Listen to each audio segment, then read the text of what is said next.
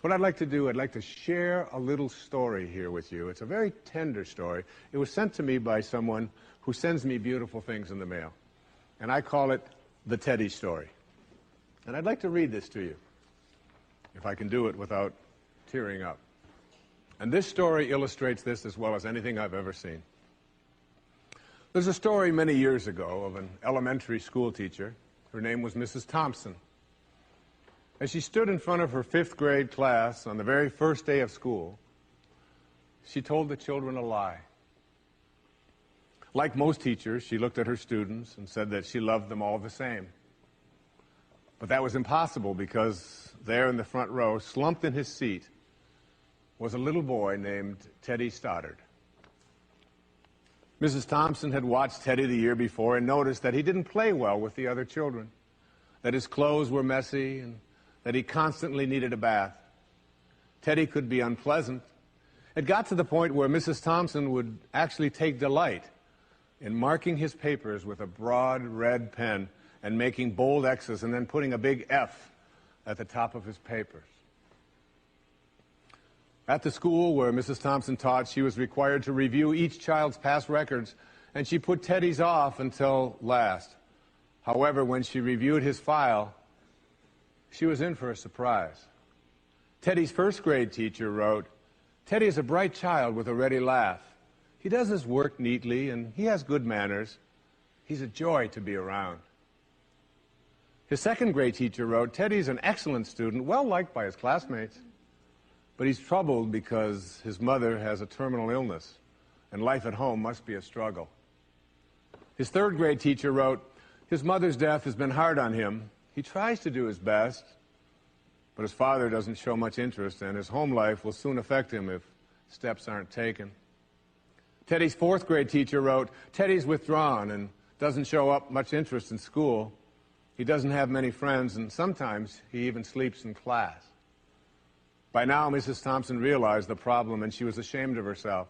She felt even worse when her students brought her Christmas presents wrapped in beautiful ribbons and bright paper, except for Teddy's.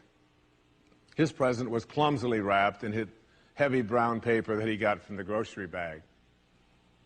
Mrs. Thompson took pains to open it in the middle of the other presents. Some of the children started to laugh when she found a rhinestone bracelet with some of the stones missing and a bottle that was 1/4 full of perfume. But she stifled her children's laughter when she exclaimed how pretty the bracelet was, putting it on and dabbing some of the perfume on her wrist. Teddy Stoddard stayed after school that day just long enough to say, "Mrs. Thompson, today you smell just like my mom used to."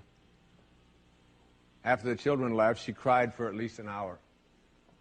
On the very day, she quit teaching reading, writing, and arithmetic, and instead, she began to teach children. Mrs. Thompson paid particular attention to Teddy. As she worked with him and his mind seemed to come alive, the more she encouraged him, the faster he responded. By the end of the year, Teddy had become one of the smartest children in the class, and despite her lie, became one of her teacher's pets. A year later, she found a note under the door from Teddy telling her that she was still the best teacher he ever had in his whole life. 6 years went by before she got another note from Teddy.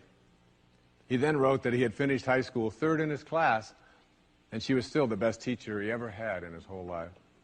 4 years after that, she got another letter saying that while things had been tough at times, he stayed in school and stuck with it, and would soon graduate from college with the highest of honors. He assured Mrs. Thompson that she was still the very best and favorite teacher he ever had in his whole life. Then 4 more years passed, and yet another letter came. This time he explained that after he got his bachelor's degree, he decided to go a little further. The letter explained that she was still the best and favorite teacher he ever had, but now his name was a little longer. The letter was signed Theodore F. Stoddard, M.D. But the story doesn't end there. You see, there was yet another letter that spring. Teddy said he'd met this girl and was going to be married. He explained that his father had died a couple of years ago, and he was wondering if Mrs. Thompson might agree to sit in the place at the wedding that was usually reserved for the mother of the groom. Of course, Mrs. Thompson did, and guess what?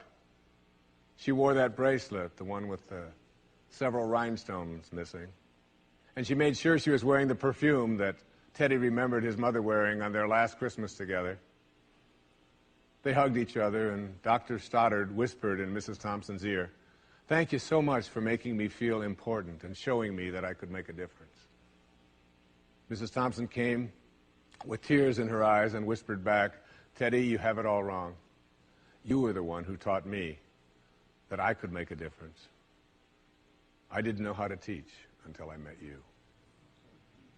Isn't that a beautiful story? Yeah.